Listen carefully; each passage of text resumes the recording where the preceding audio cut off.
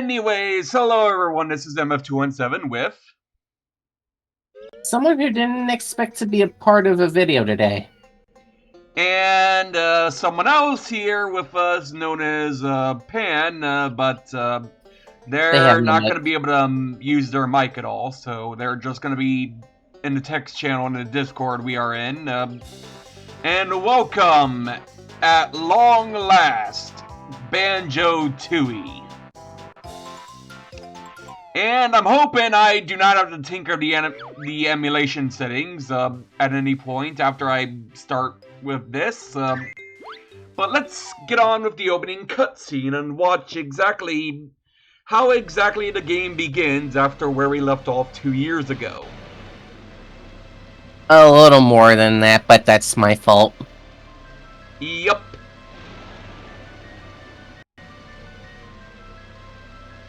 Two years have passed since Gruntilda the Witch was defeated by Banjo and Kazooie.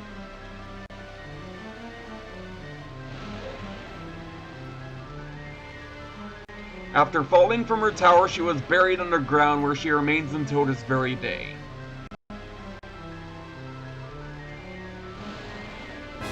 And right off the bat, we are introduced to Klungo yet again, but this time he's gonna actually have more of an actual importance to his character, considering he was just kind of there in the original game and all that. So, like, he only really appeared in like 2 free cutscenes at most, and didn't really have any other role in the first game.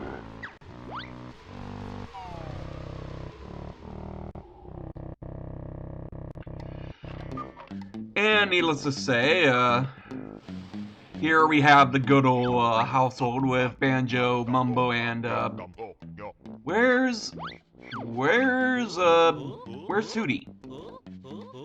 Yeah, I obviously already know about Tootie's little disappearance and all, but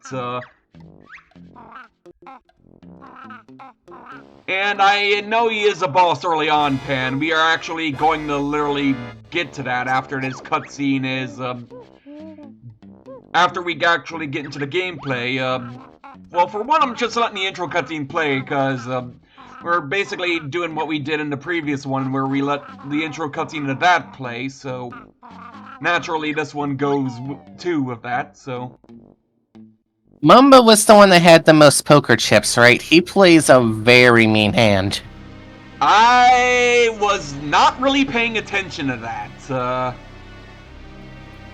I'll have to look at this post-recording and see exactly what was going on there, because I don't really know how poker works, so you might have to tell me what the heck was going on after we examine the footage, after we're done with this and all that. So,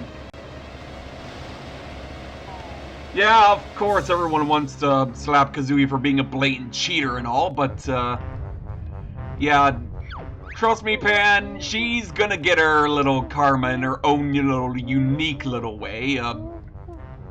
There's a certain Easter egg we'll be getting to later in the game that I'm not even sure if you're aware of, but any self-respected Smash Ultimate player will probably actually know ahead of time.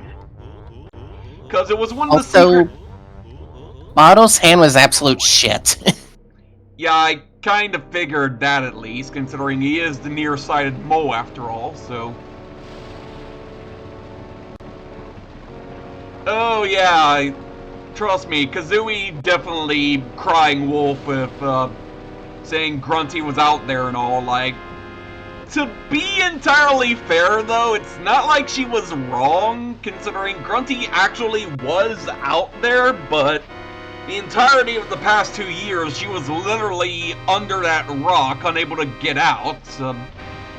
But alive she very much was, and so we will see with her 2 sisters basically arriving to bail her out, considering Klungo can't really do anything else at this point.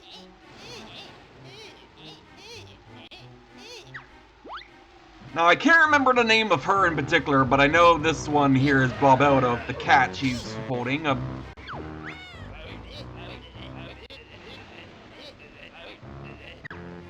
Mangala, is that her? Is that the Finn one's name?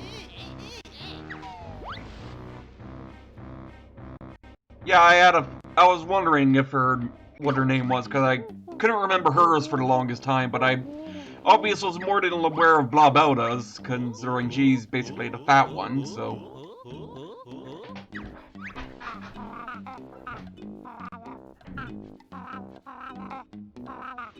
Well, I mean, she's not exactly going to be the skinniest one anymore, at least in terms of the one with the least amount of weight going on for her, if you know what I mean. Like, even she's going to remark... Oh, for good, I thought the game crashed for a moment there, but here we go, it's just, By the way, if we ever get a look at what Banjo's hand was, behind the scenes, do tell me how good his was compared to Mumbo's, because apparently you did see Mumbo's, but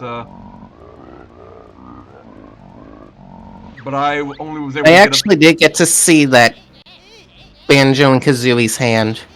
A minimum of 3 twos. Also known as deuces. You know, I'll possibly be busting up... but I couldn't read that other card. By any chance, did Mumbo have any aces in his hand? Mumbo's hand is actually the one that I can't get a good read on. But you're saying he apparently plays a mean hand, so... Well, he had the most chips. Which is a good thing.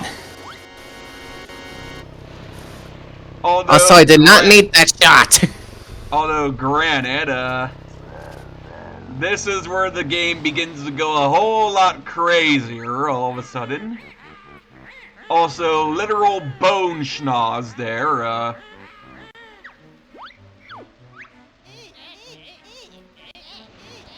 I love the fact, even though she's a skeleton now, like, she's still got a lot of her features she had when her body was still actually alive and not just being a lich at this point, so... But yeah, extremely says something how powerful she is. The fact she literally basically was able to survive all those 2 years under that giant rock, so... You really think Death would want to lay a hand on that cunt? Well... Well, yeah, considering what we know happens even later on, 8 years from now, which I will not be doing anything about that, no, that is going to be absolutely That game is insane. non-canon and you all know it. Even if I did want to play Banjo-Kazooie Nuts and Bolts, I would not actually wait 8 years to hold off on that. Yeah, no, it'd be 2031, who knows where our lives would be. Well, maybe technically 2032.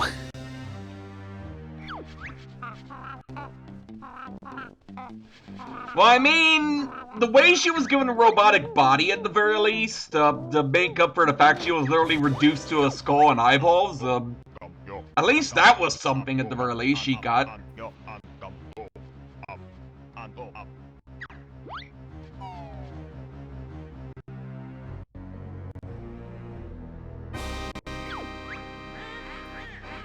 But yeah, we just kinda spoiled what exactly happens to Grunty at the end of this game in particular, with bringing up Nuts and Bolts in this regard.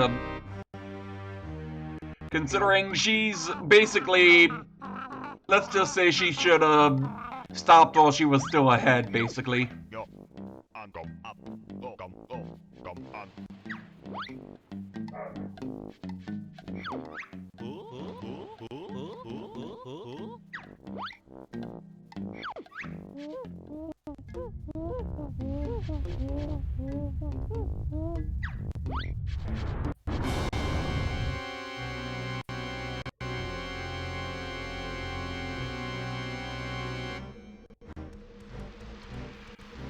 Granted, I kinda will say, even though she kinda got a little bit goofy in Nuts and Bolts, having spent 8 long years trying to drag your way back to Spiral Mountain when you're reduced to nothing but a head, yeah, I think she would go a little bit crazy there, to say the least. I got my eye on you, Project 64. Don't do any funny shit. Yeah, I'm also eagle-eyed there, so I'm making sure this machine runs.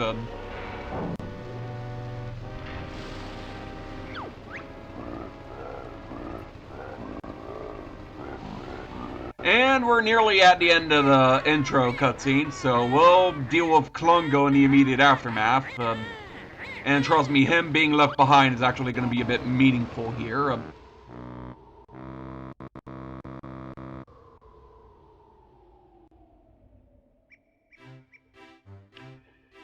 Yeah, not gonna lie, Evil Battles would have been a nice thing to really have in the end, but considering they apparently didn't finish coding how he worked, and only some of the bosses could properly be figured out in terms of how Evil Battles would have been able to control them,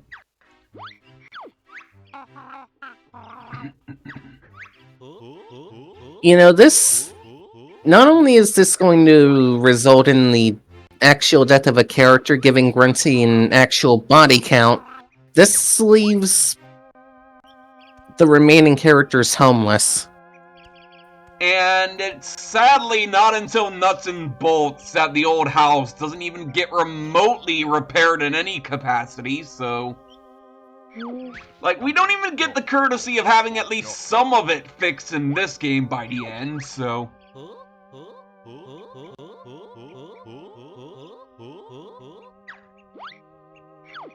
Like, they at least started fixing up the place after Banjo-Tooie between the interval between that game and Nuts and Bolts, but, Okay, I'm going to slap Kazooie for that comment.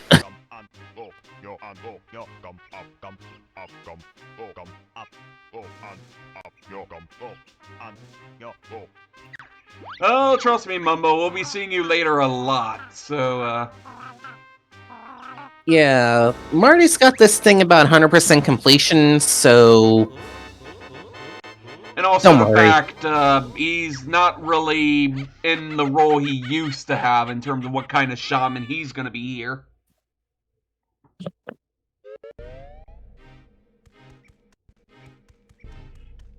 And also, you'll notice we start off with actually all of the moves from the previous game, in terms of the whole bag of spilling thing being completely taken out of the question here, in which no such thing of the form actually happens.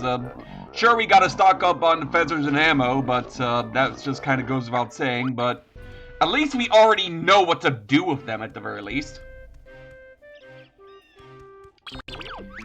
Like, we don't have any feathers, we don't have any eggs, and we're literally off to nothing at the moment, but nothing we can't sort our way out through.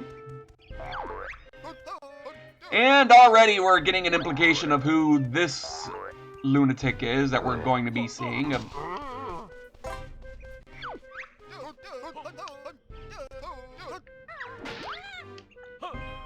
Also, yeah, not gonna lie, a lot of these moves that were in the original game are just kind of gonna go to a bit of a waste in this one, even though we do get to keep a majority of them, so...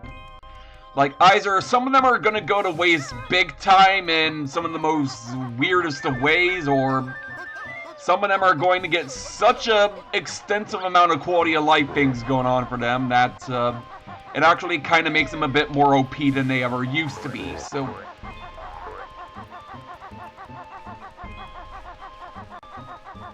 Oh, by the way, well, something I should mention, remember these?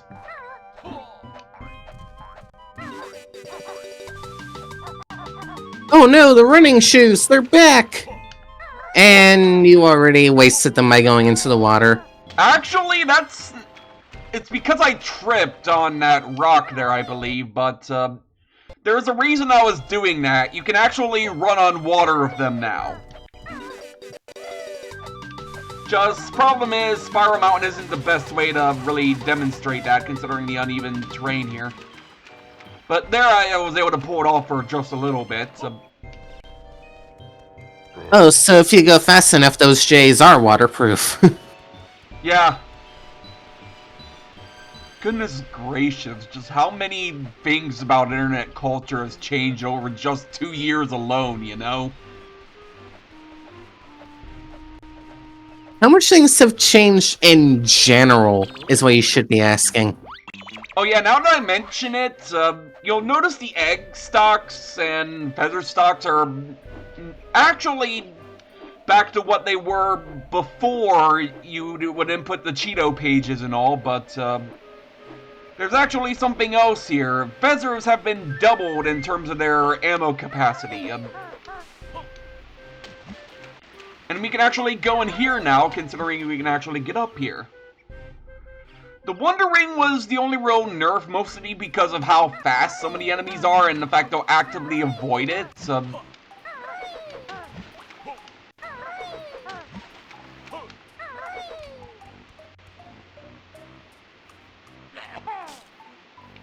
I am trying to remember what the look button was again, like...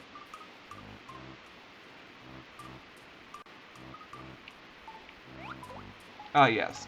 Up C, just by that itself. I'm trying to get a good look at what's over here, like... Yeah, we'll be coming to get this thing later, but we don't have the moves currently to get in, so... That poor little cartridge is just gonna be sitting there waiting for us, so...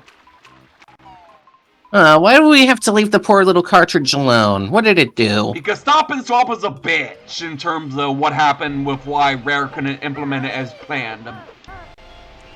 You literally got everything from the last game.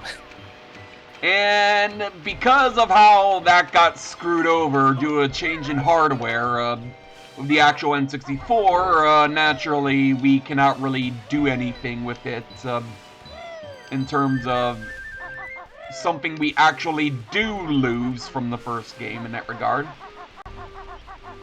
Do we even get to keep anything from our old save bonus? Considering how save files were stored back then in both of the original games, no. Motherfucker. If they were on the memory card, we probably could have gotten something like that, but they made the mistake of having the save data be on the cartridge as opposed to the memory card. But speaking of Cheeto...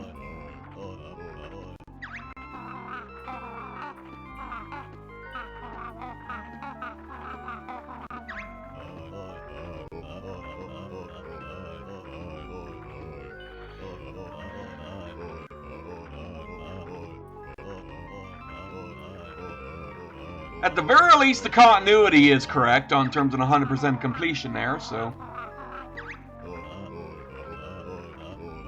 For every 5 pages you return, I'll let you in on a little secret. So...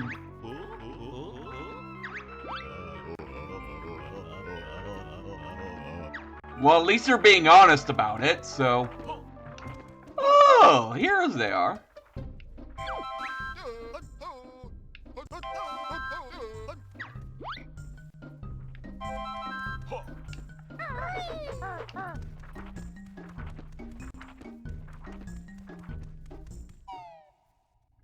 Yeah, the Four Falls just kind of gets absolutely eviscerated between both games, and needless to say, this one is even less subtle about it than that.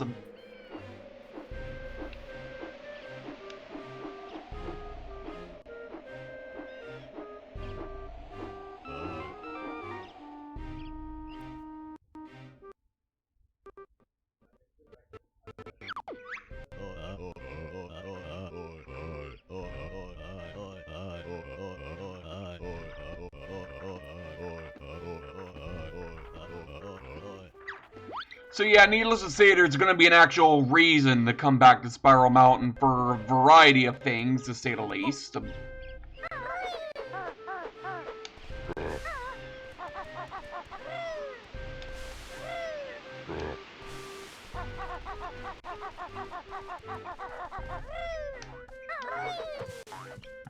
I'm trying to remember if there's anything else we needed to grab a hold of, just to really be dead set on figuring out what we're doing next.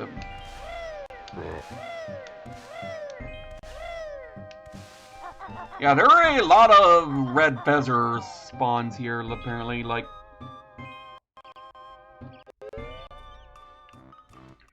And naturally, we're getting into the, getting over to a whole new world that is just beyond the cliffs that separate Spiral Mountain from the rest of the islands.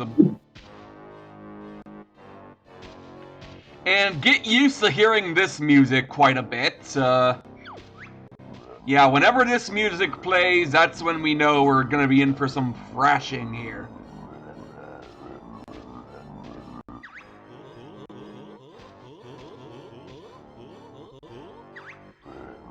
Yeah, needless to say, Banjo I don't even think ever met Klungo in the original game, I don't think. Also, now we get on to another unique little thing. The potions he uses here is randomized between one of 3 possible ones he can use, and already he's going with the big guns.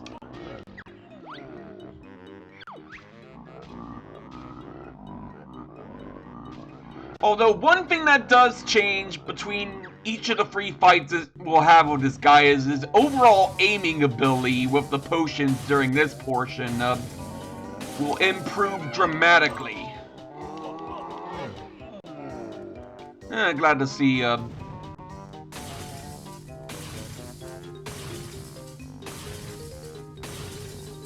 like I apparently have to wait for him to grow back entirely in order to be able to damage him, because that shield hitboxes apparently lasts longer than it looks.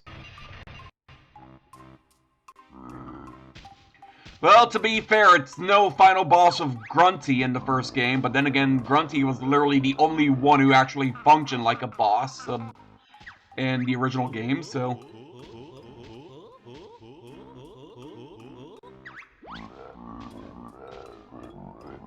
Too bad Klungo using the big size potion also made him a bigger target.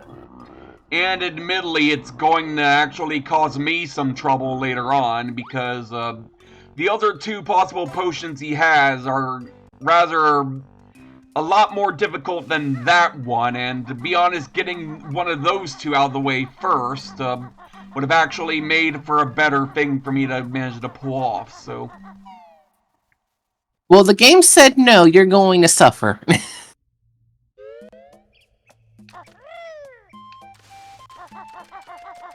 And now we get introduced to our new hub world here, basically.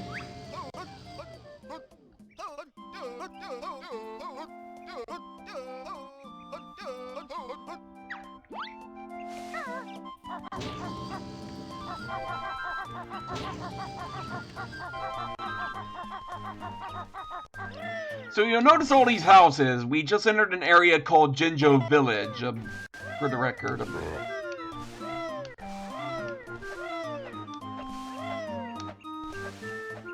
And now we're off to meet the king of the Jinjos here.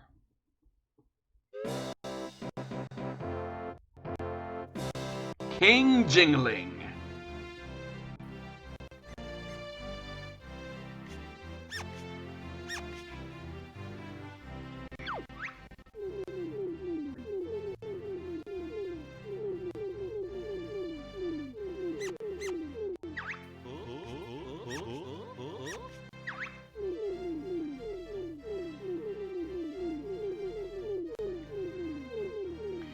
Yeah, naturally, we're once again going to be searching for all the Jinjos, to say the least.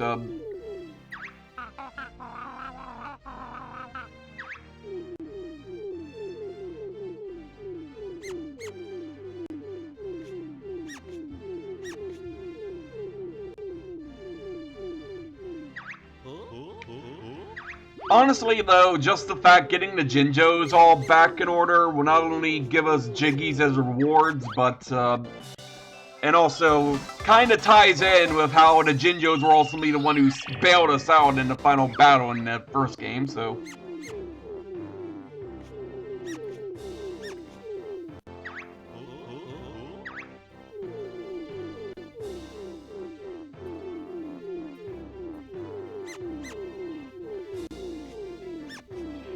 And trust me, let's just say this little method of opening the gates to the other world is going to be lovely to witness when we get to that point anyway, but not very long after we're chatting with this dude are we gonna be in for another cutscene, to say the least.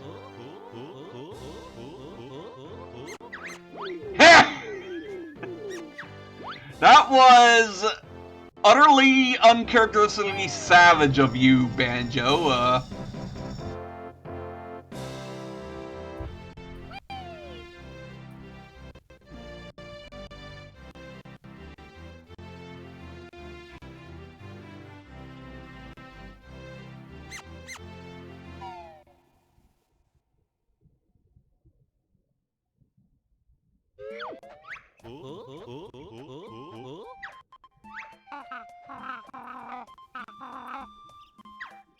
And not gonna lie, that strange little thingamajig that was with him was a cool pet.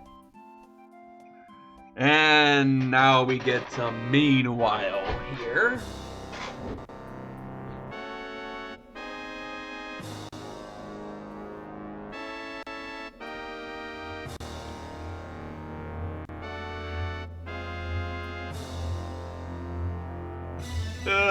Yeah. Trust me, like, if Grunty's hideout in the first game was anything to say, this hideout she has here in this particular Cauldron Keep, yeah. It's a lot more impressive here, to say the least. Oh, and now we're getting to my favorite moment here.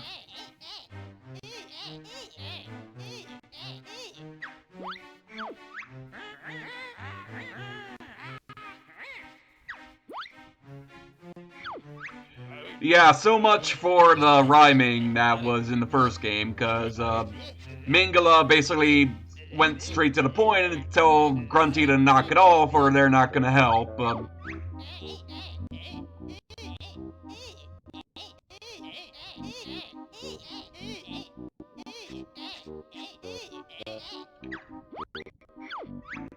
Yeah, and I also know someone who needs to hear from that sort of little treatment, to say the least.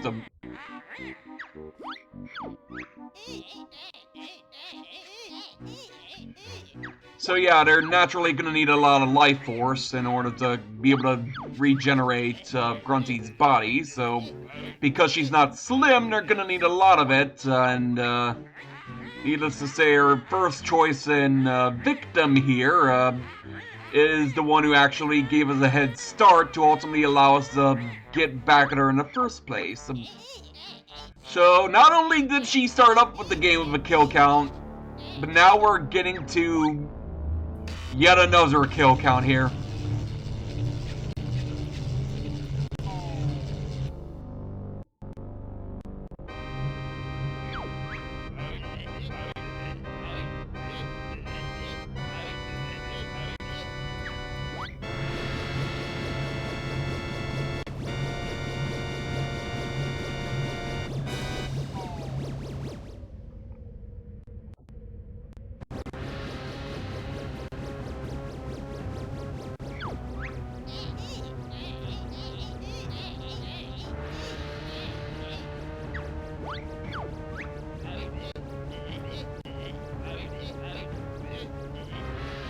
Yeah, Banjo and Kazooie just barely got out of harm's way of this one, to say the least.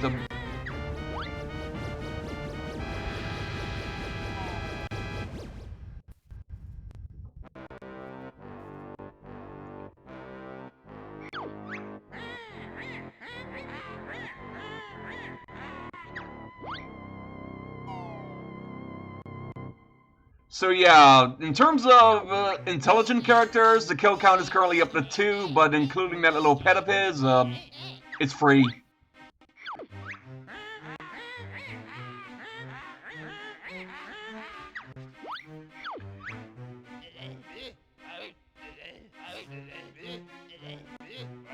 And now we also get the reason as to why exactly her plan won't be able to carry on for a majority of the game for now, but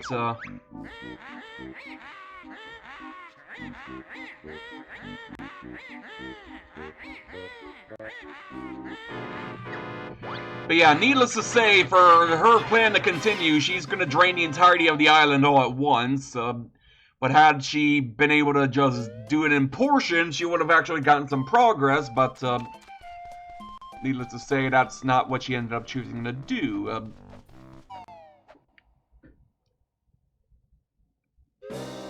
And just going back in here for a moment, we have the most absolute banger remix of King Jingling's theme here. And we can actually attack the guy, even though obviously he's not going to do anything, really. He'll even occasionally spout lines and all, but I'm trying to see if I can get him to speak anything significant here. Yeah, he does give some vague hints about some enemies we'll confront later in the game. But they're vague enough early on, you won't really know exactly what he's referring to in general. Also, he can indeed attack you if you let him give the chance to do so.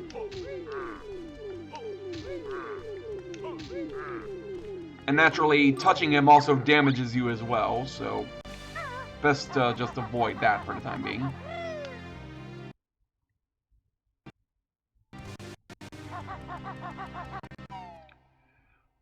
There was a lot of ones that apparently he has, but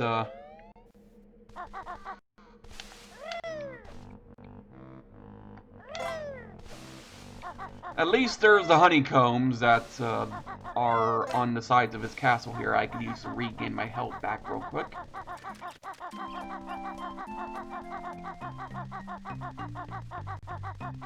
Though, granted, it's not like we're completely without any help, so to speak. Because there are some legacies we'll be having in terms of Bottles' residence.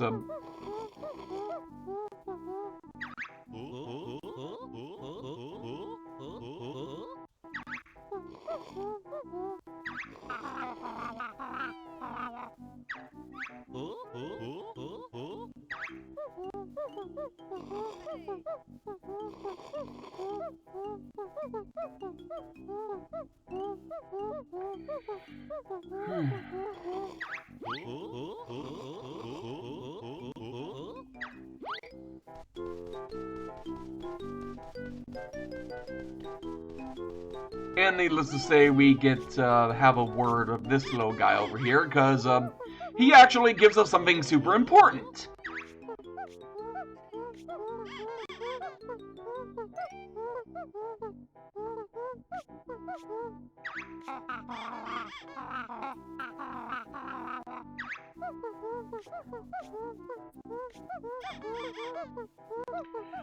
Yeah, that's a DK plush, alright.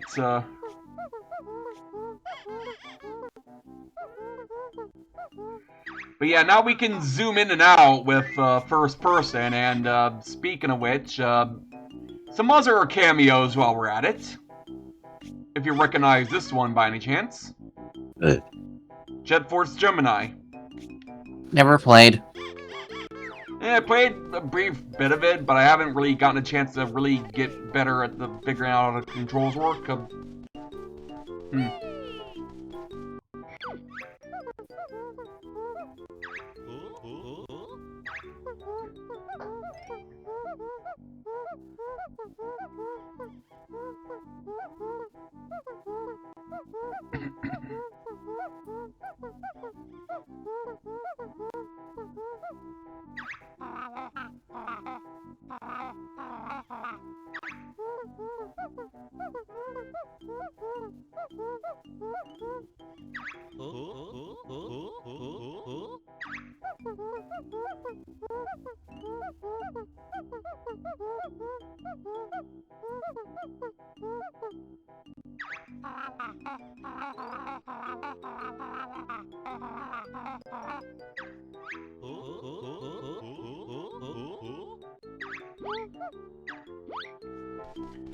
But yeah, now that we got to meet Bottles' majority of Bottles' family right there. Yeah, another Jet Force Gemini poster, apparently. Apparently that game must have been in the works while this one was being made or something.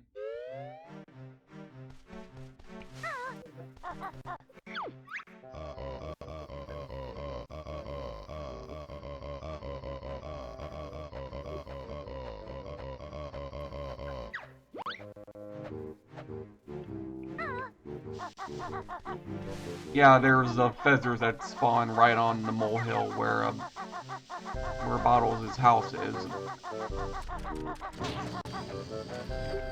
But yeah, this is our fast travel system, by the way. Just gonna give a showcase of this real quick.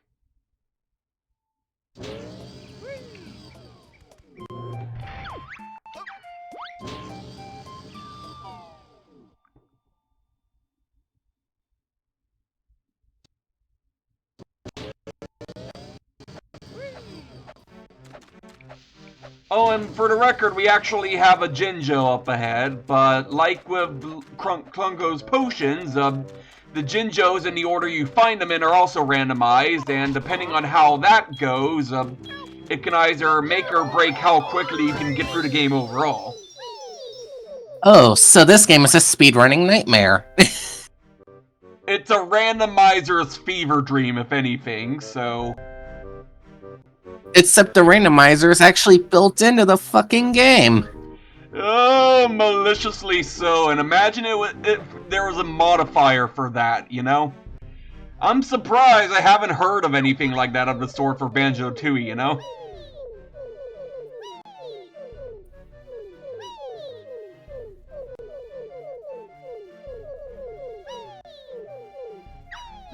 But yeah, basically the point is rescue all the Jinjos of the same house and they'll give a jiggy, basically, so... And we also have an inventory page on the pause menu, and so we have 1 of 8 of the purple Jinjos, in terms of how many of them we're going to be looking for. Now, each of the individual houses are going to occupy from anywhere from 1 to 9, but I cannot remember the other colors right off the top of my head, but I already have some little bit of quirks in mind for some of them over others, to say the least.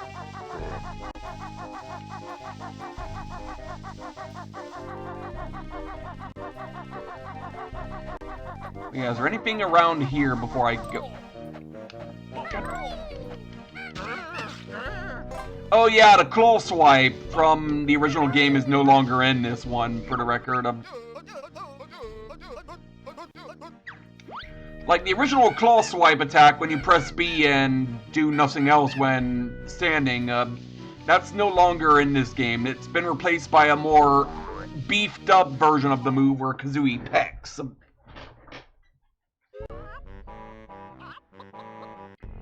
Yeah.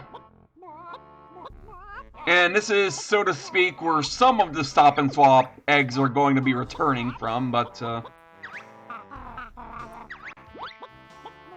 only some of them, unfortunately, but don't worry about it too much. Yeah, technically we actually do have an egg, I believe, but Kazooie has to be the one who has to hatch it. Although, trust me, we will get to that at a later point, considering that's actually important. Oh, and that's also important, but we don't have the move to actually break that open to access those with, and we need even another move in order to be able to use those. The split-up pads are definitely going to be probably one of the more interesting quirks this game has. And I wouldn't call it really backtracking, considering the game is actually fairly generous in terms of how quickly you can get from place to place.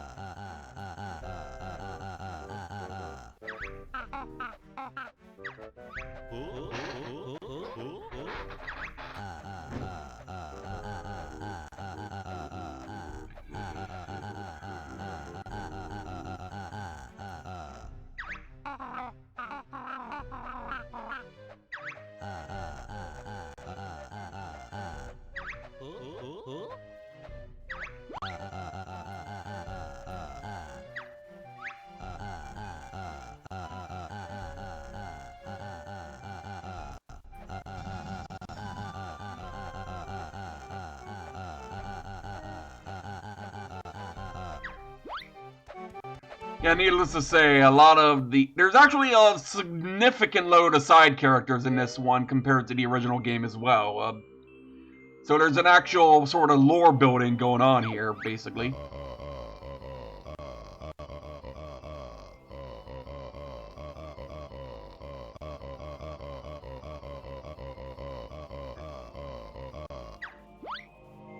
Oh, for the record, remember that invisible hallway in the secret passage in Star Fox Adventures? Well, Rare actually did something like this here first. And needless to say, these are signposts at an egg container followed by a jingling.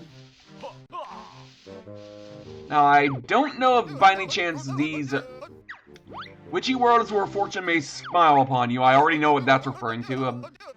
Roof of the Red Jinjo House, that one's easy.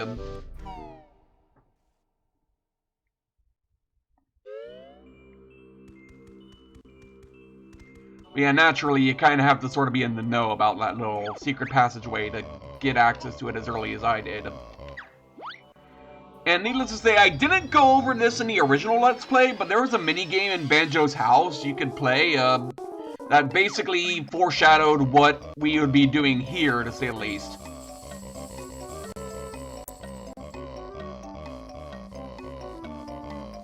I'll let you solve that puzzle. I'm gonna go get dinner, BRB. Well, at least the emulation's been going alright so far. Like, this is gonna be a lengthy introduction episode, but considering how much bigger of a game Banjo-Tooie is, I'm not really gonna be all that surprised.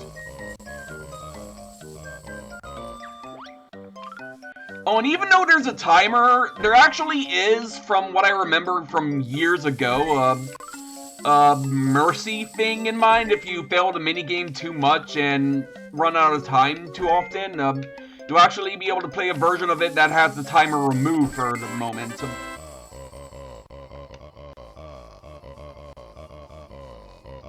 But yeah, basically the pictures that we're putting the puzzles in for these will not only give us a glimpse of the world we're going to unlock, but actually showcase one of the problems we have to resolve in that world.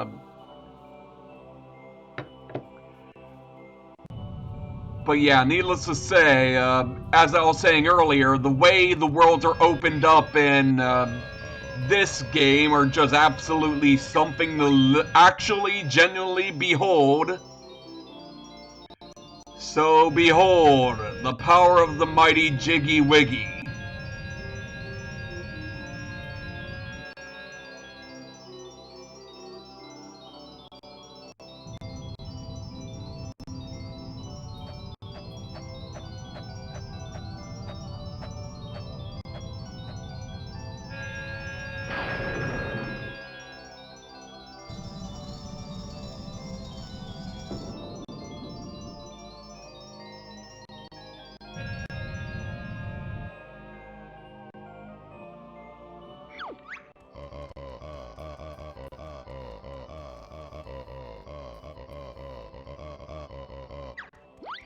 But yeah, as I said, there's a reason why getting those things in the back are kind of important, considering, needless to say, once we get out, we're kind of locked out until we can get back in again with enough jiggies the next time. So we had 1 in order to get in the first place, now we're going to need 4 to get in another time, so...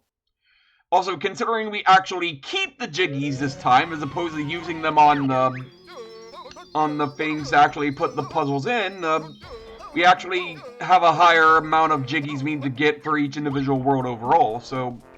But they're more cumulative in this sense.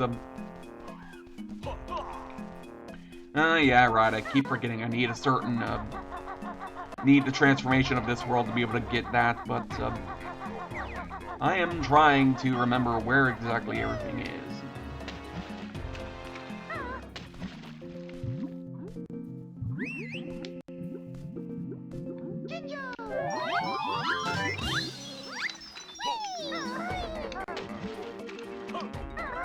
Yeah, we got very specific moves we should be beginning to learn here in this game, to say the least. Yeah, those things are going to be annoying. The jiggies are, well, the notes, I mean, reappear in this, is what I was trying to say. Yeah, needless to say, they're in batches this time, as opposed to being individual pieces you have to get.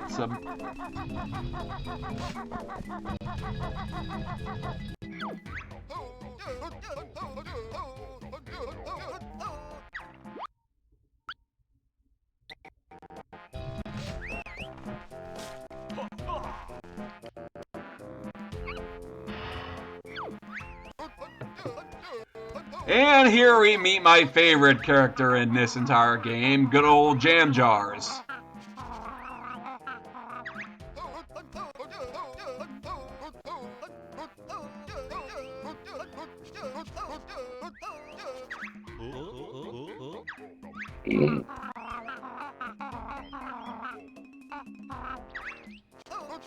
And I'm really liking how I really like how Jam Jars isn't even all that really ticked that his brother got killed, but he at least wanted to. He is more so insulted that he didn't go out fighting, if anything. So.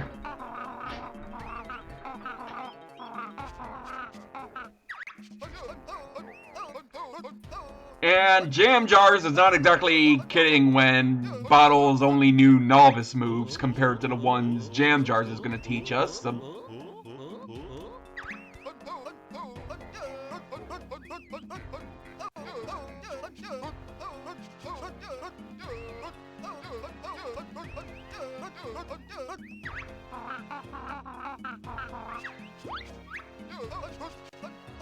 And fortunately, we actually have enough notes for the first lesson here.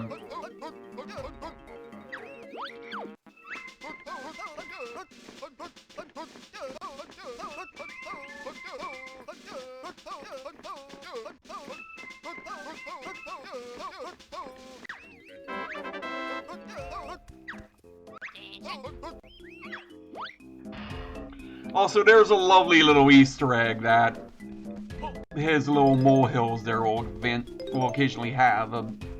But I have not been able to recreate how I go about activating that for quite some time. But the first move I'll show you just in a moment. I'm just kind of getting some stuff here.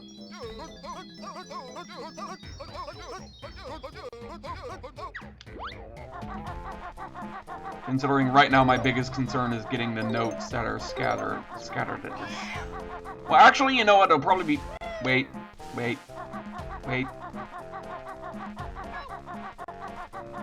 Let me at least get you first.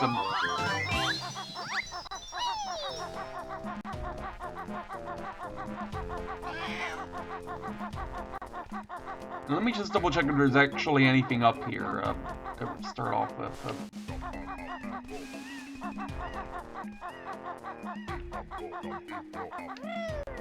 Already our first Jiggy in the world, and it's a mighty little sight here, to say the least.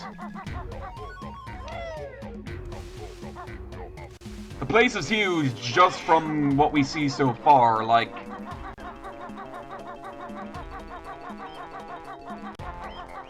And then we get to the more unique notes in this level that are worth 20 apiece as opposed to the 5, meaning we actually now have all the notes in the level. Like, already we got all the notes in the entire level so far, so... And we're getting to my favorite move, the Breagle Blaster.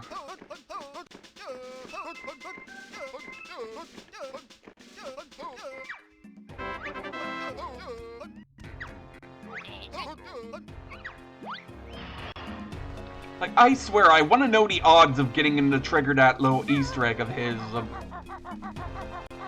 Yeah, now we got all the notes. Now we got the egg aim, which, yeah,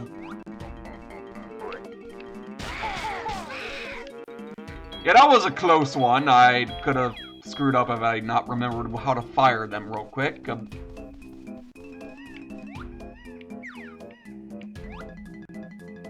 Yeah, it is Z in terms of how I fire that. Right. Just making sure for a moment.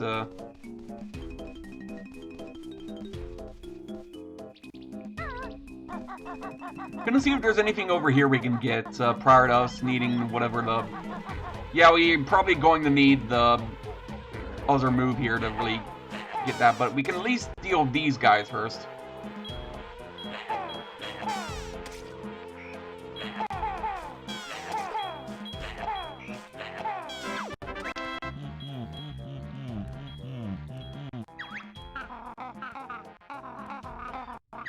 Granted, I probably should have talked to her before that to really understand where Kazooie was going there, but,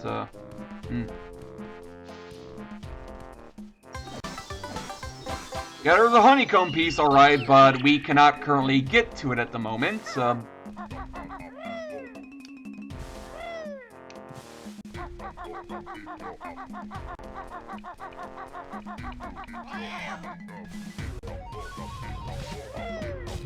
But yeah, something to know about this place that's, considering the other worlds in the game. Target Mayhem Temple is actually on the smaller side of the worlds in this game, even though it looks impressive on its own. Like, trust me, the other worlds are so big, it's kinda amazed that some people can navigate them by memory, whereas even I have difficulty at times with later levels.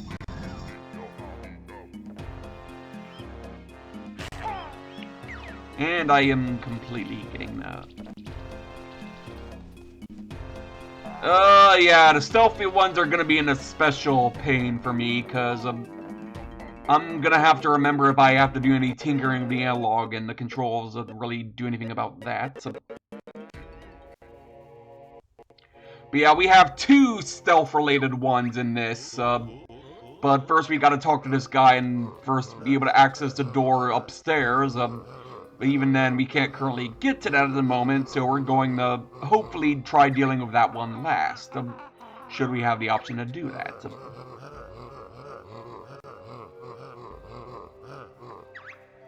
You know what, I'm just gonna fast forward the dialogue in this case. I believe I did just that in the first game as well, but I must have forgotten from the 2 years since. Yeah, I don't think I ever caught what his name was. I'm gonna have to look back at that in the editing process. Yeah, another fat-related name, apparently. As if Blobota wasn't enough, you know? Oh, hello!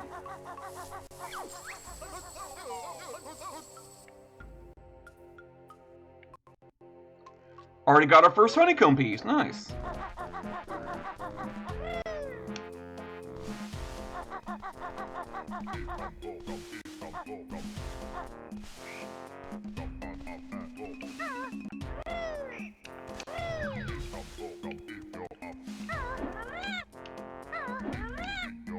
No, wait.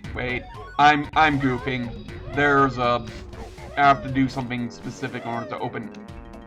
No, I'm going the wrong way here. I'm just trying to... Wait, am I going the wrong way? Yeah, trust me, there will be the brute force we need, but we kind of need to be able to get good power source for Mumbo to use in order for us to really get a chance in heck out of getting that.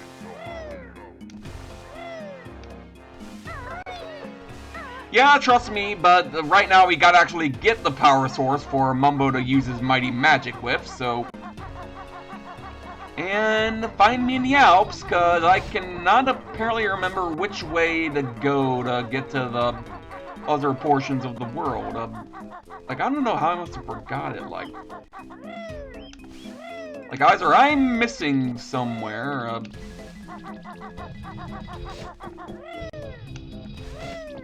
like, I swear, if I have to shoot those things in the eyes,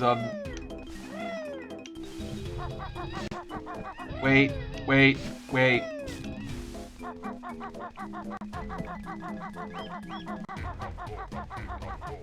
I feel like they actually do give the Globo for Mumbo actually fairly upfront. I is back and I has food. Oh, good, they actually do give us a freebie of this one. Because, yeah, I was gonna say, because the other 2 ways to get it to the other parts of the world blocked by the need of brute force and all, we naturally had to get Mumbo in order to be able to get forward here, so...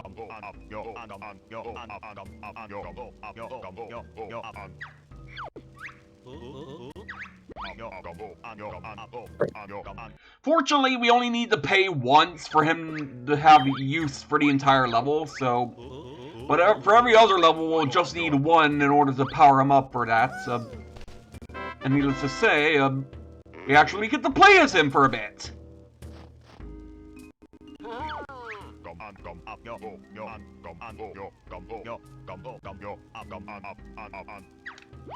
Oh, trust me, I'm gonna showcase a bit of how Mumbo's gonna work once we get outside and see what he can all do. Now, obviously, there's a lot he can't do in terms of what Banjo and Kazooie can do by comparison, but then again, there's of course my favorite bit of the bunch, Zappity Zap Zap!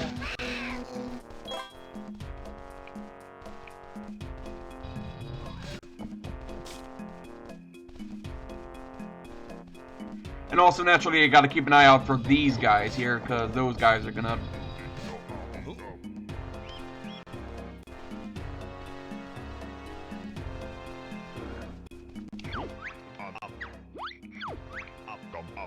Though, granted, the other shaman in the game is kinda... Well, you'll see her in a while, just I gotta deal with some brute force on my end first. By the way, remember when we were talking about how VTubers kinda made this game explode for a bit 2 years ago? Did the girl who covered the original game ever cover Banjo-Tooie?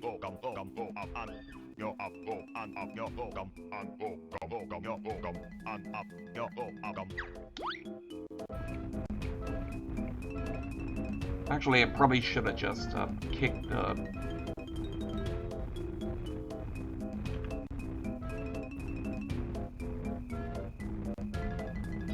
Also, for the record, speaking of brute force, that's the only way to actually destroy those enemies in particular, because otherwise the only way you can deal with them as Banjo and Kazooie is shooting the crystal on their forehead, which disables their ability to fire at you for a bit, but without egg aiming prior, they're kind of a nuisance. There is a flight pad that we're going to have some much needed appreciation with.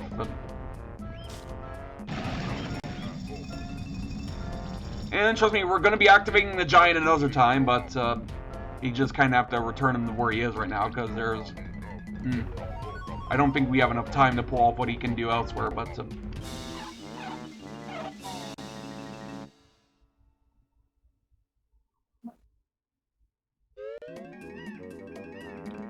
That's more than enough brute force for the time being, but fortunately we have more to do with Banjo and Kazooie elsewhere in this level, so...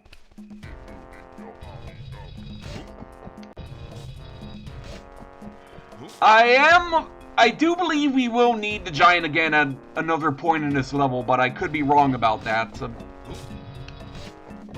Also, he is capable of using the warp points, but I'll also give a quick demonstration of this real quick. Because these are basically the individual levels, his ability, the fast travel, basically, that the overworld also has in their own form. And needless to say, also for the record, you'll see what this glowing little pillar of light underneath Mumbo's second floor is going to do, because it actually holds a little neat little gimmick to it. Although, granted, you do have to have the obligatory meeting on the top floor before it can really do anything helpful. So, like, watch.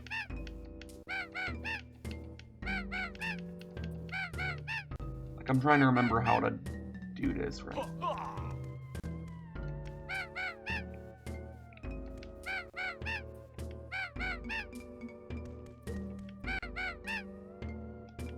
Can I not do it yet?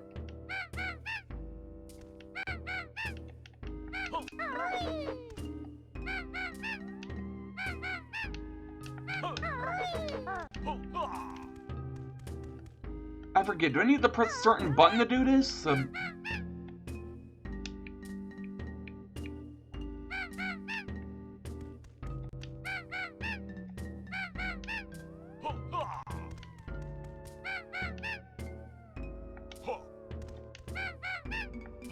trying to remember how this thing works, but if I don't get it within the next press or two, yeah, you can switch even here, but I apparently must have forgotten how to go about doing that.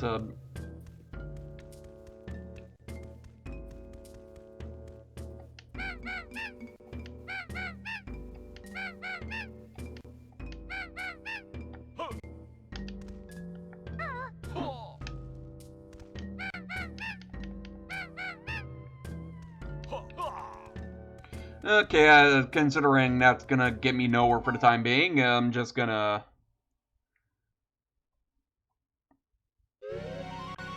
get back to serious work here.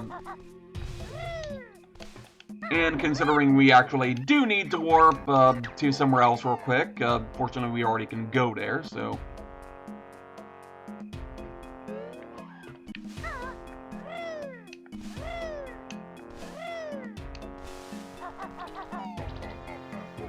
Oh yeah, that does remind me, there actually is a lot more backtracking in this game than I was realizing at the time you pointed it out. Because yeah, this game has a tendency of locking jiggies behind moves you get in later levels as opposed to moves you get either before or during that same level, so...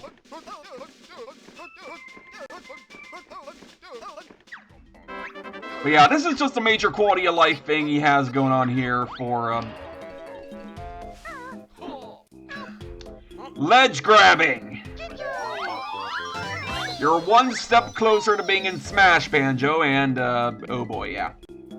I believe this might be where I... Wait. Yeah, this is where I need the giant again, but,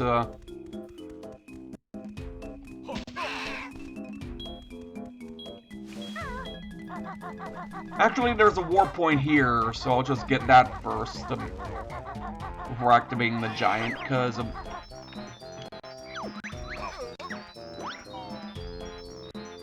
yeah, needless to say, it's easier to go to this spot with the giant after having at least opened the other two entrances first, before using the giant here for unrelated stuff, so...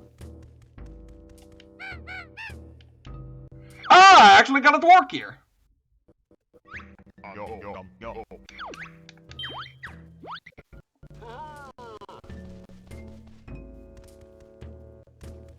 But yeah, that'll basically give us a means of quickly being able to return to what we're doing outside, once we're done with Mumbo, basically, so...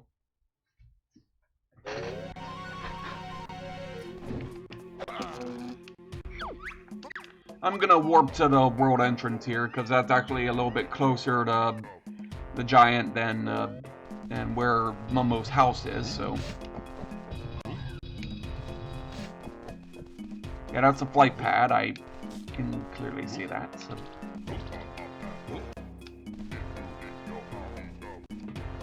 But, Power, did you have absolutely nothing to say with what I was trying to bring up regarding this particular bit? Because I tried asking whether or not anything was done of that about the VTubers who covered the original Banjo-Kazooie game, so...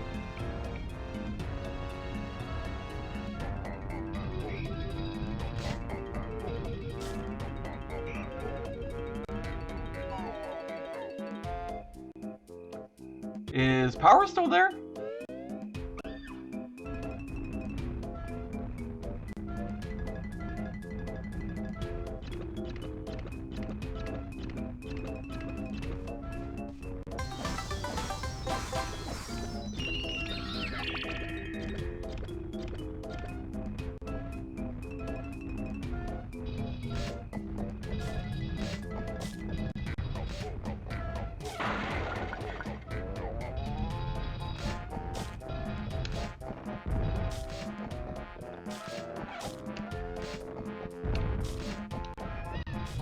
Honestly, I'm surprised by the fact he actually can jump. I could have sworn he couldn't.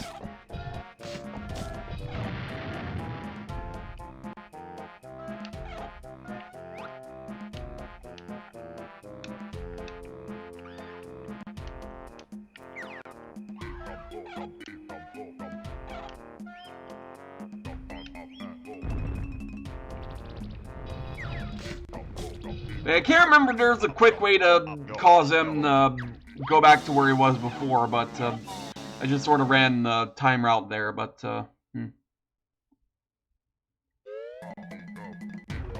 Yeah, I kinda forgot if there was actually a way to shut him offline from a distance, but wait, we skipped? Oh. I'll have to look at that at some point. Although, granted, it's not like we're gonna probably need it unless there's somewhere else this giant can be used at. Yeah, I'll have to remember what exactly. It's been ages since I really played this game, so at least you kind of have to forgive me on some of these things. Like, I know what to do for the most part, but sometimes this game is an enigma even for me at times.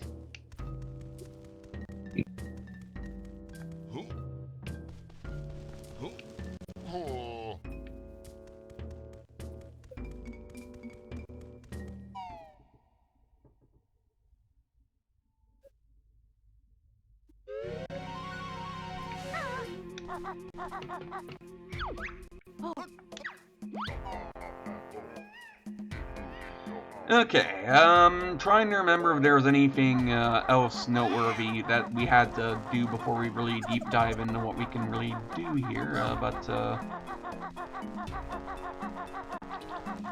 now, we got the Globo that was there. We're gonna use that for Wumba, but we're gonna go over here for a moment just to deal with this first.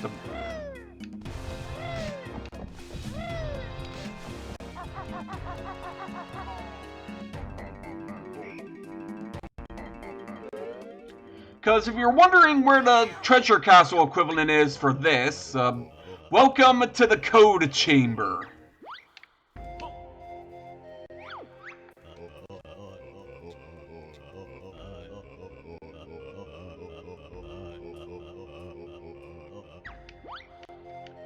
Oh, trust me though, there is going to be a lot of potential we can do of this particular cheat area as opposed to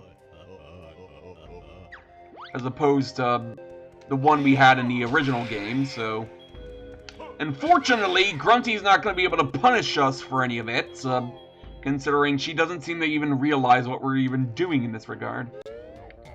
Although, granted, it does kinda say something when there's a potential cheat we can get that she kinda ends up giving us in that regard, so... Wait. Almost forgot. Silly me, how could I forget about this little bit?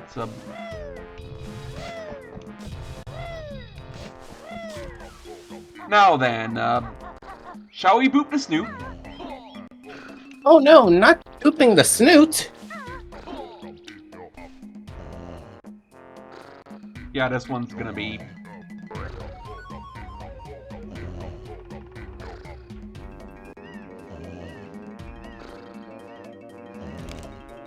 Yeah!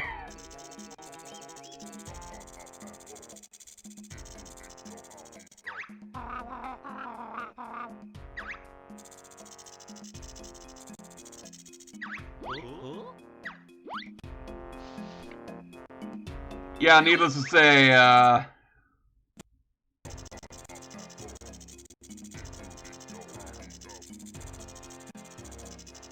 you gotta have very good joystick control.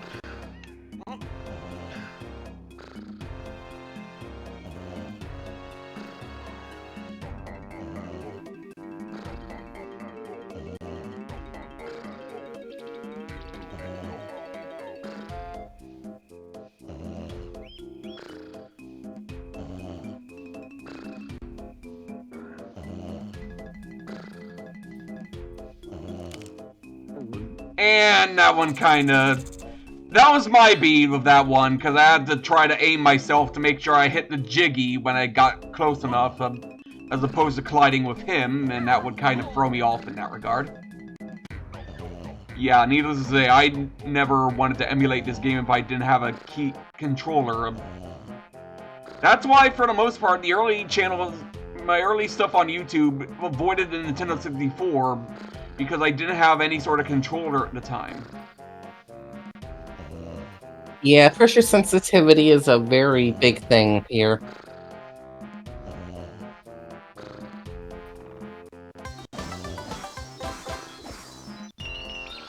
Oh, and for the record, it's like he heard the Jiggy get obtained and he just doesn't bother to wake up to deal with you or whatever, so... It's like he heard you outright steal it and, basically he literally does nothing else to try and... Well, he lost his shiny. What is he gonna do? Well, I mean, it's a giant snake, so make it out what you will. And presumably a venomous one, if I'm not mistaken. Like, it's a rattlesnake I'm looking at there, right? I mean, you shoot enough eggs into it, it's gonna choke.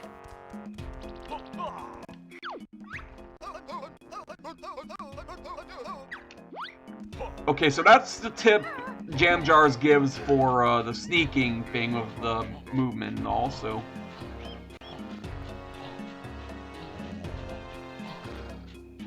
Although then again, this wouldn't be the first time, or even the last time, a bear upstaged a snake in this regard, so... If you happen to know the other occasion in that regard, good on ya.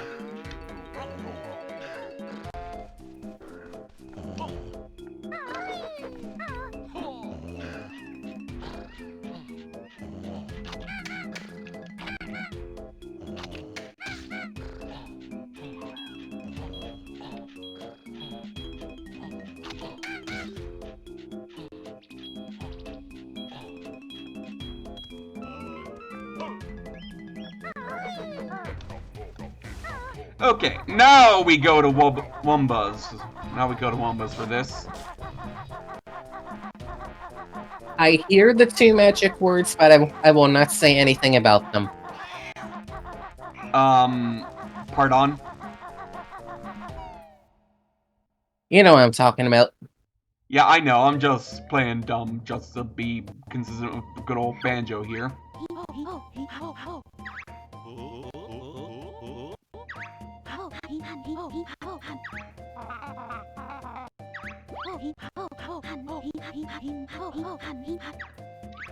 Well, to be fair, she's not exactly bluffing with that, considering a certain other transformation she gives us at a later point.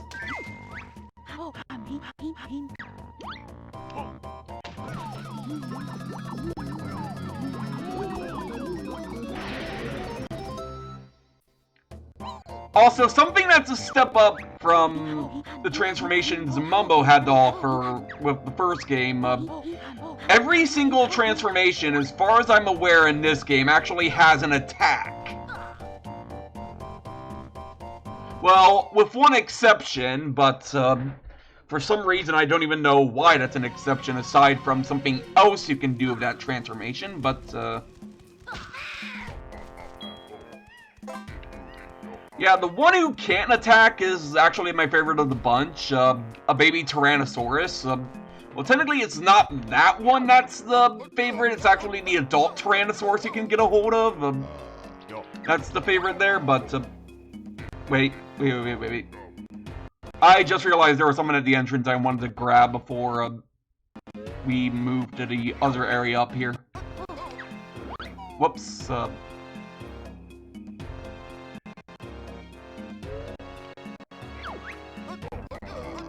Okay, making sure I did not tilt analog stick down for that, so...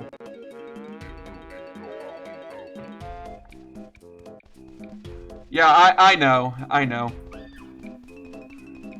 know what I was trying to go for here, just... Yeah, this little hole here is designed so that you can't just brute force your way through a Banjo and whatever hitbox things you're hoping to achieve with that, so...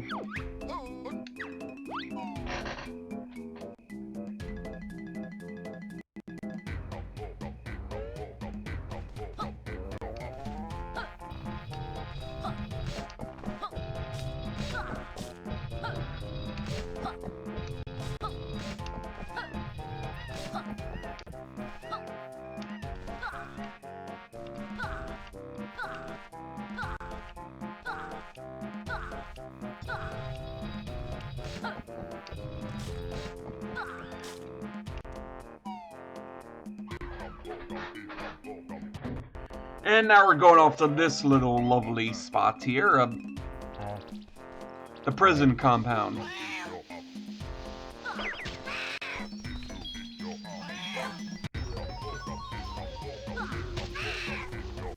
Come to think about it, there is another area we have to use this guy little form in, but for first we're going to free a little bit of a prisoner here, so Moon, Star,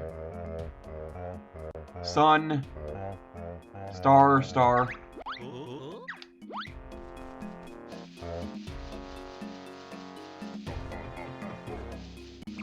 I think this is also randomized, for that matter, so...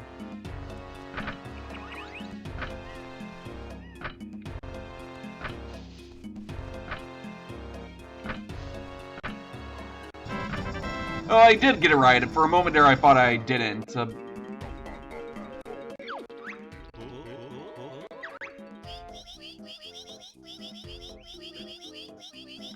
But yeah, this is what I mean, how we're gonna need another move from another world in order to be able to get some progress here. But that Jiggy is for that world in particular, so we kind of just have to backtrack here twice. But fortunately, to compensate that, there's another Jiggy in this world, which actually requires the exact same move further up the trail in this exact same area. So.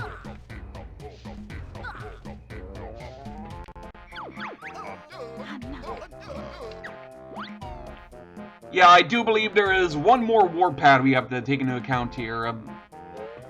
Because there is a total of 5 warp pads per level, and there is one we have yet to get a hold of just yet.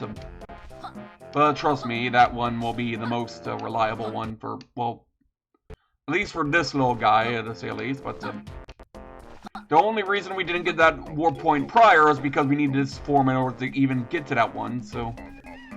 And there's a Jinjo up there, but we'll have to deal with that when we're back in Banjo form, so...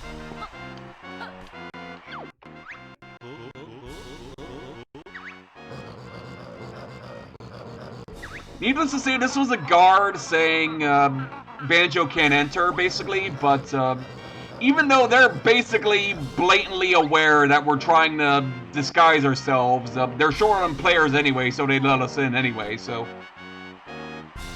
And remember the whole kickball thing Jingling and Bottles' son was going on about? Yeah. We're going to learn that they actually kind of mean some business here in this game.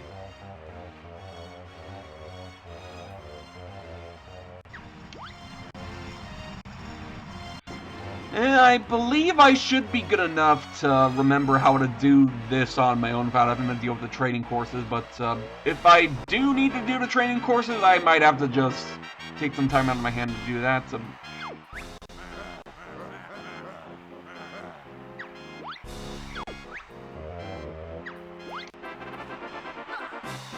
Oh wait, I'm up here.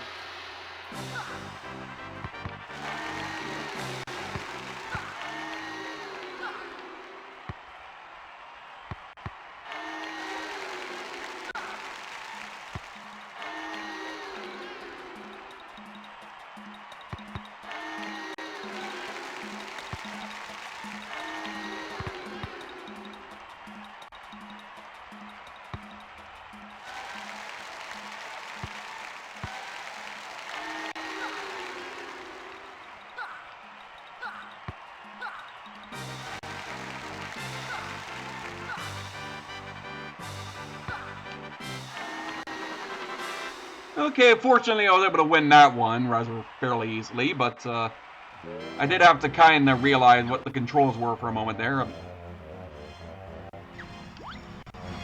Yeah, before we can even get the Jiggy here, we kind of have to do this one multiple times, but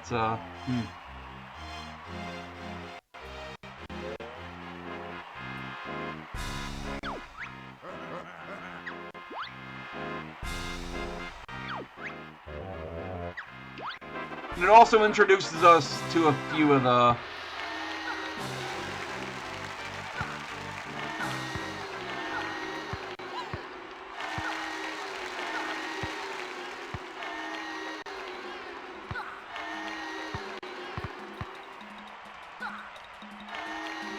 Yeah, my luck is not doing so good this time around.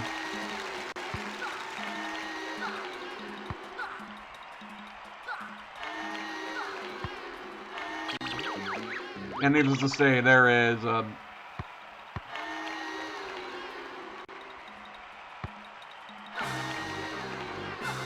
I really should be doing the tackle more often in this.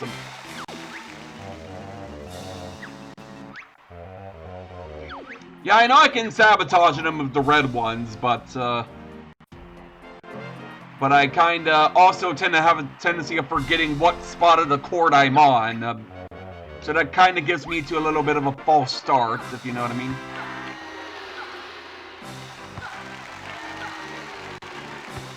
Oh, so you don't have a way to actually punt the ball to the net? Yeah, I do, but it's just better to just punt these guys with your own tackle in order to... Ah! Drat.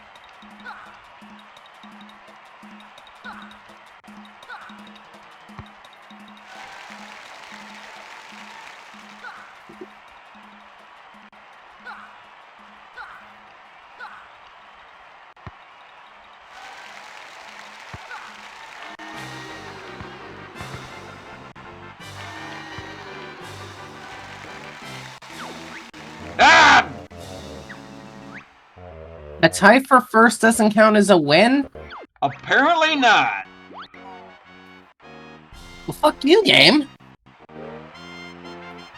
Well, at least I'm getting the hang of getting back in doing this little mini game, so...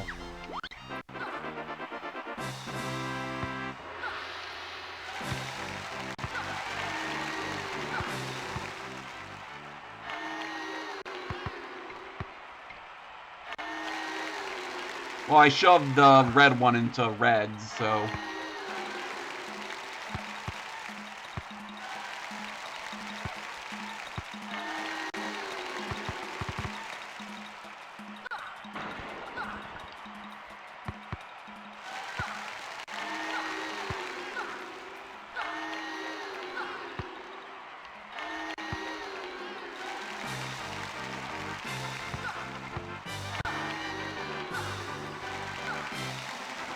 Fortunately, it came out on top on that one, so...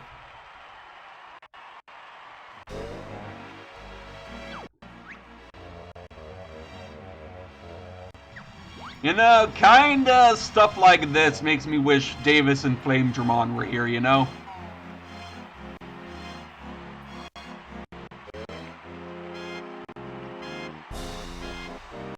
By the way, speaking of Digimon-related stuff, Davis from O2, in terms of his dub voice actor, apparently would later go on to voice someone from Naruto. Rock Lee, I believe it is, in terms of which character it ultimately turned out to be.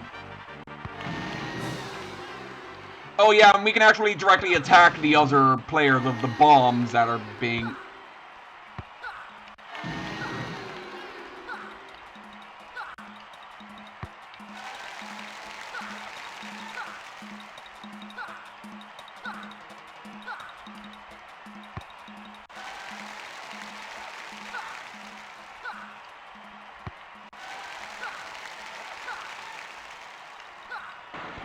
Damn it!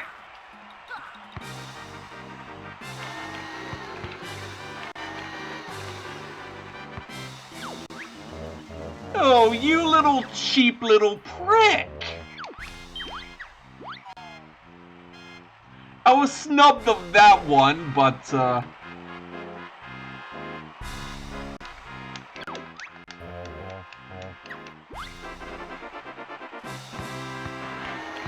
damn it.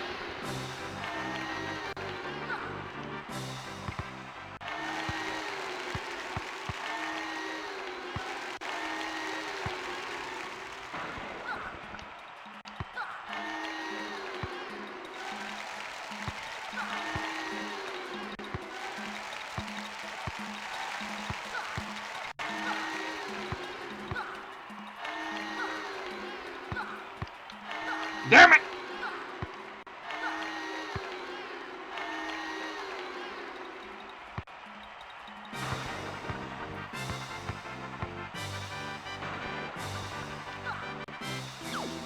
Even if I did score that one in time, that wouldn't have had me in the winning spot either way, so... No, but it would have put you in second. Yeah, this game's a bit of a tricky one for me to figure out, because... it's not like I haven't done it before, but my muscle memory is kinda short of what it used to be for this game.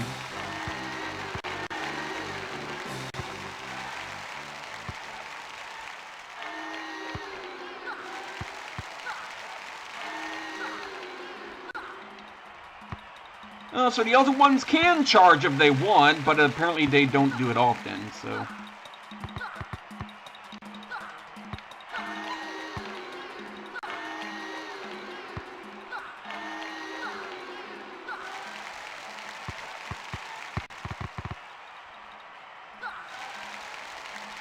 Don't get reckless here, because,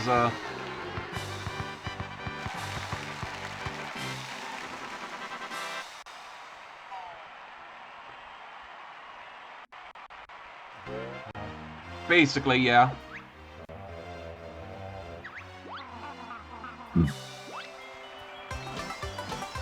I forget, do we actually have any related thing regarding... Oh yeah, we can actually view totals. One of free Cheeto pages. I know where one of them is. I cannot remember where the...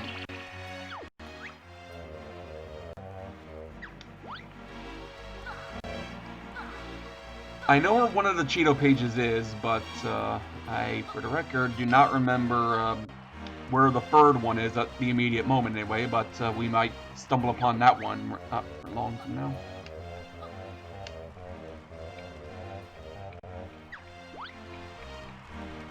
Like, I'm just looking over here real quick to make sure if it wasn't in here or not, so...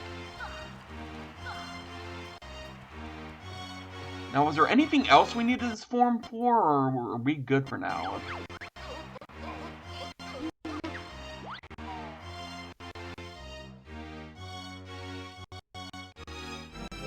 Because if we're good on this form as far as that... Yeah, for some reason I cannot remember if there's anything we need this form for otherwise, but with that said,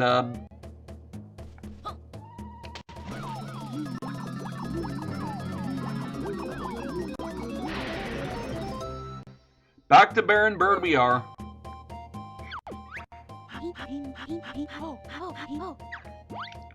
But yeah, like of Mumbo, whenever we need to use it again, we don't need to pay a second time, so... Like, we only need to charge the energy for the transformation for that world, but, fortunately we don't need to always do each time we use it, so...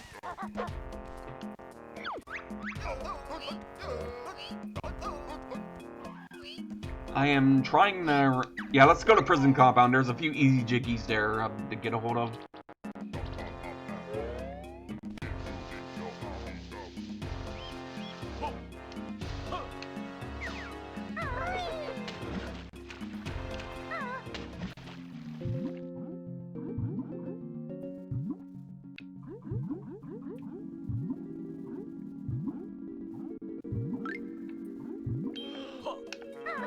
Yes, I believe I know where one of the other Cheeto pages is. It's actually in this area, but not on this floor, I don't think. Yeah, we actually have to go a little bit up to find it.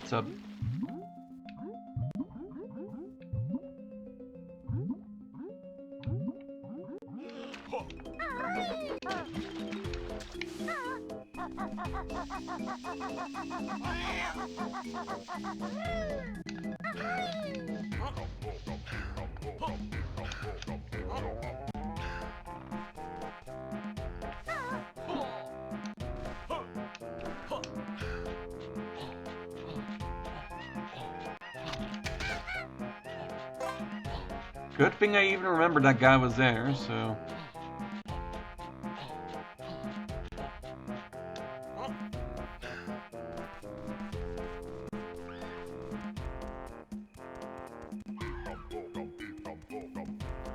Ah, here we are.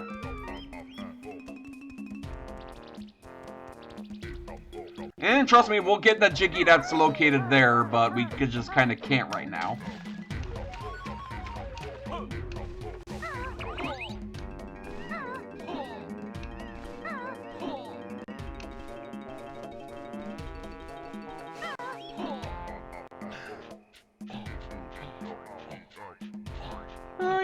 that's where they are.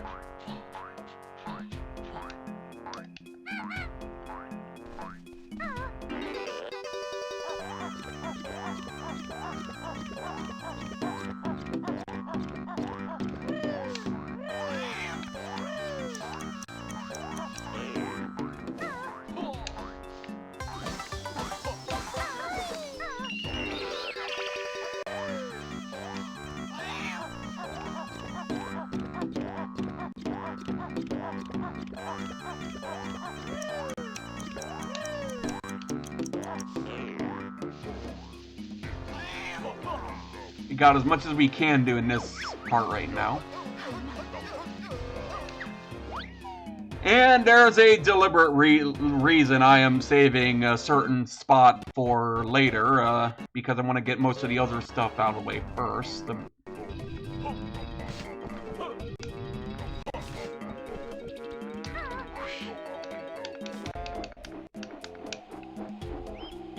And this is gonna bite if this is the case, because apparently my A button might be a little sticky again. Also, yeah, there's first-person flight now, so make it out what you will.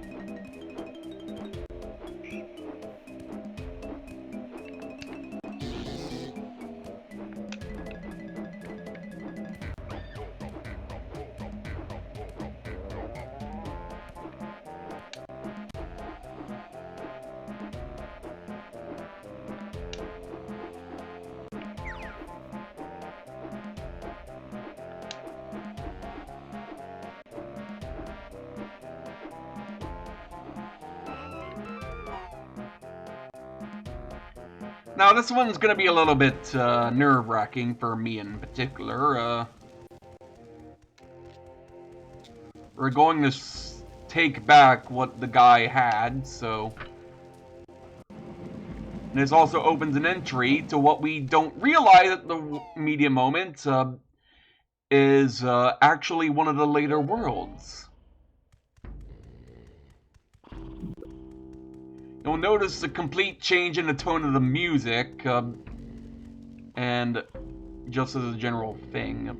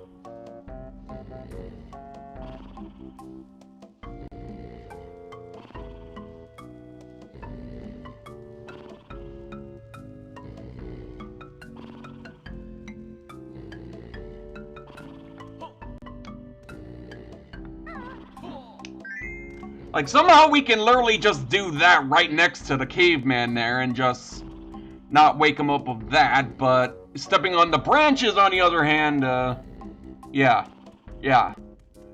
It's also a little nerve-wracking for me, because I have a vivid childhood memory of actually having woke the guy up at one point, and actually did not like how the cutscene dramatically...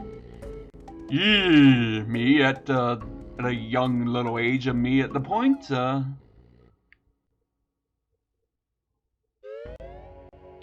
also, if you're wondering where the statue disappeared to, don't worry, we still have it.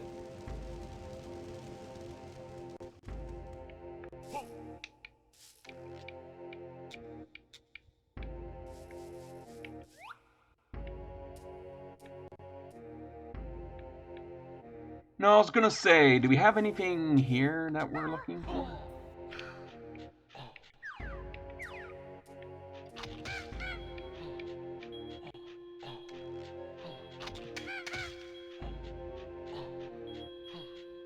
Yeah, I actually can't remember what was located here of all things, but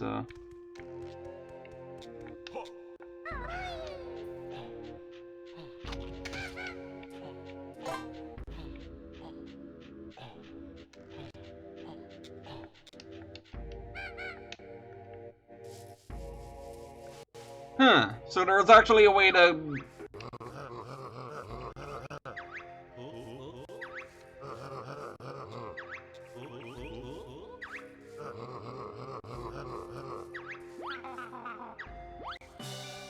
And naturally, we get our prize, and we get a little flashback over to the other area real quick.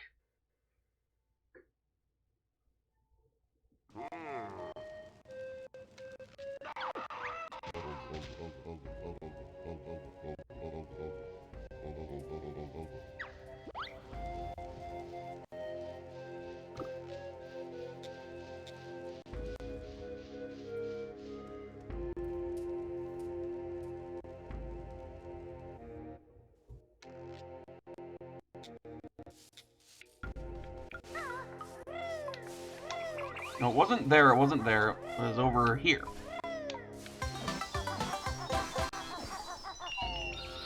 You know, it was probably meant to be a way to get up there, as I'm assuming that was the intended way of getting up there as opposed to the fly pad, which is what probably some people would have done anyway, so...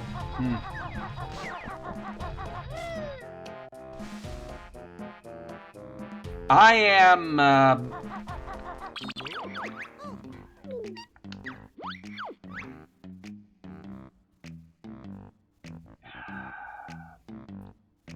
For the record, I cannot remember where the other... Well, I know where one of the Jinjos is. I know where... Actually, yeah. What I don't know is where the other... I don't know where is that particular... There is another Jinjo hiding from us, but I... Oh, wait, I remember.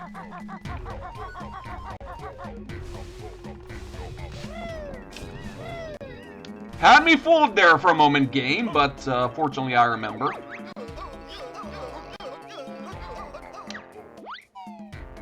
Yeah, it might appear my controller might need some cleaning up at some point. Apparently pushed my luck with some button mashing I was doing for a few days now or something.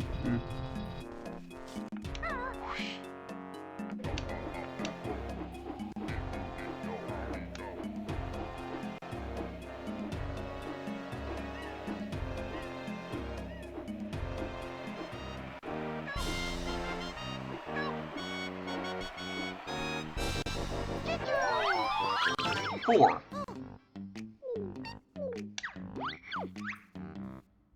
3, 4, 5, 6, 8. Those are how much we need of those particular colors.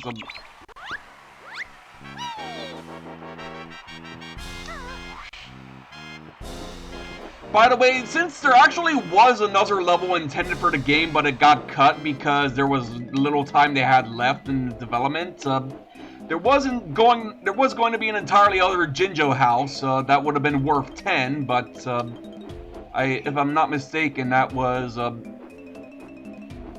cut. But we still did get.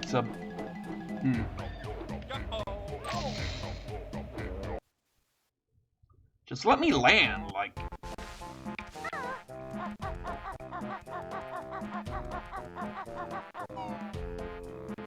Cauldron Keep, yeah, like, that was meant to be its own level in its own right, but, that sorta got nixed, so, And also my favorite part of the multiplayer experience.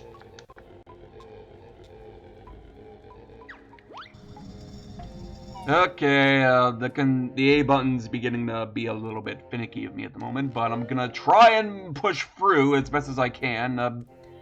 Just do note, my anxiety may or may not go up a little bit in this particular place, because this segment kind of unnerves me, and the music not helping for the matter, but...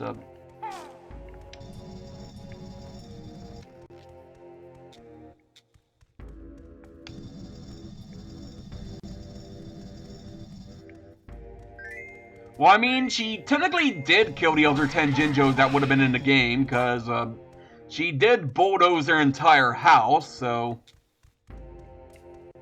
Which color would they have been? Gray.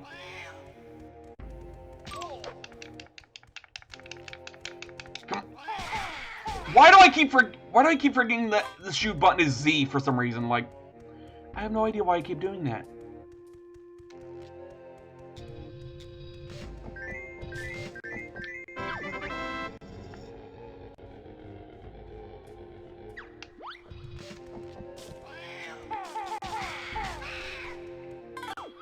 Oh dear.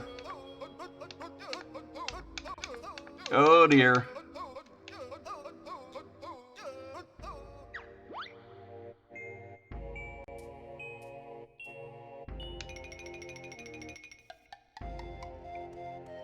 Yeah, that one can be kinda... Yee. Good thing the lag didn't hit there. Yeah, I was button mashing in case you didn't hear. Like, I was worried the A button would have been what determined that. But thankfully it was the B button that did, so I didn't have to worry about that in the end. And for the record, I do know very well where I'm going in this place. I've memorized these tunnels like no tomorrow. Like,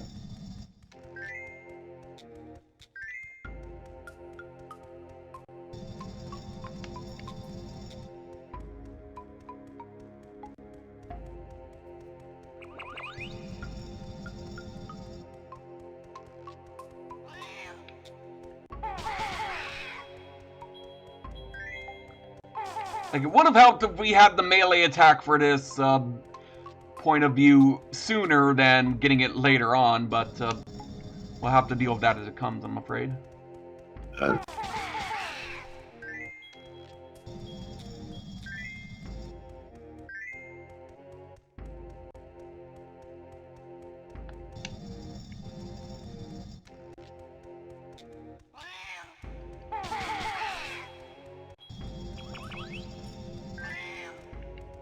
Where is it? Where is it? Where?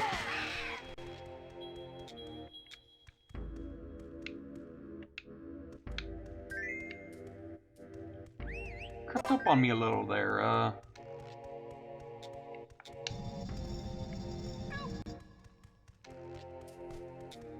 hello!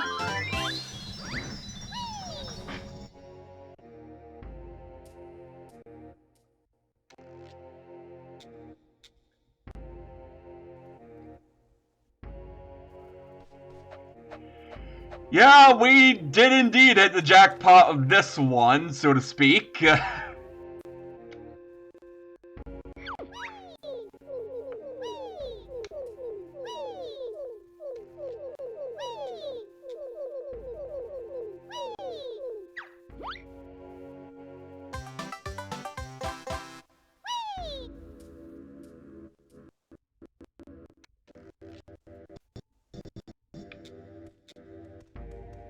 I'm guessing that's the rarest one? The rarest one would have, well, technically yes, due to there only being one of those, but if you get that one soon, you actually get an instant Jiggy for it, so make it out what you will at the very least.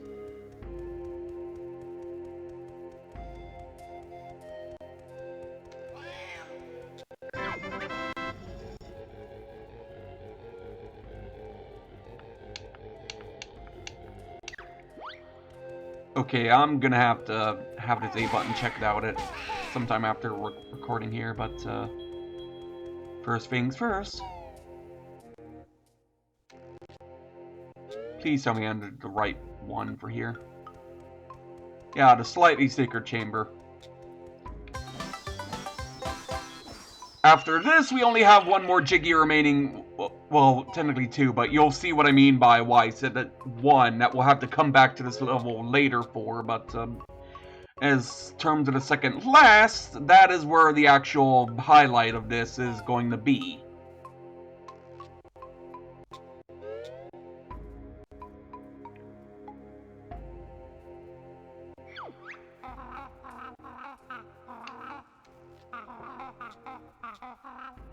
Yeah, not gonna lie, Kazooie's kind of pressing her luck of how easy things have been so far, but Like to remind our viewers that there is no fourth wall in this game.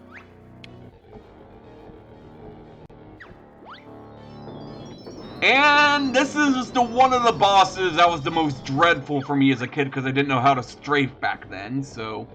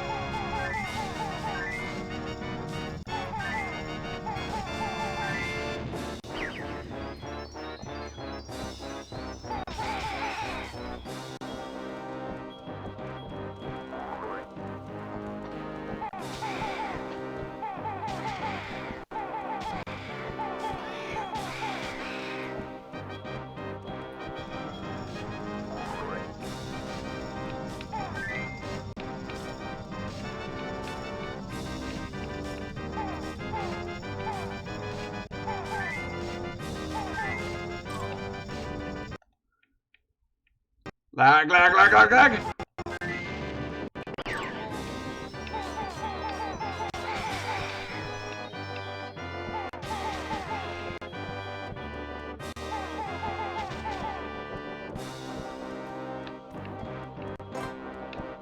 There's gonna be another one. Take cover!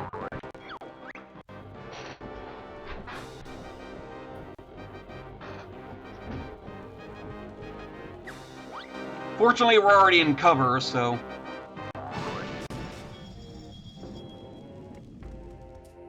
How many honeycombs of damage would that have done? I cannot remember, but yeah, You don't want to get hit by it.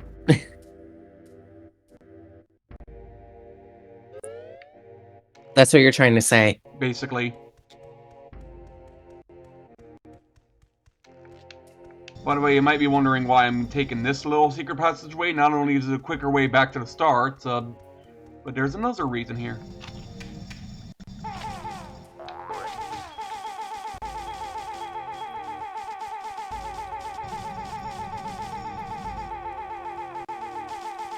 Machine gun bird go brrrr.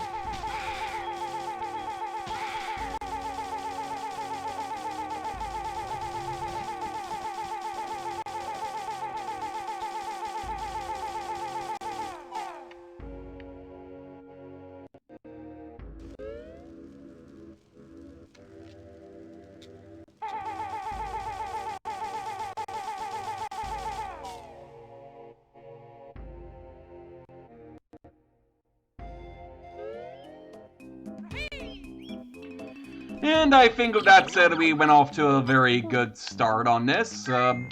Anything you want to add in before we call it a day? Yeah, why does it still give you a game over when you save and quit? Because that's what the first one did as well, so... Even though there's no special cinematic? Sadly, yes, but anyways, with that said, this has been MF217 with Power, and also guest commentary with Pan, and thank you in advance for watching, and we'll see you next time.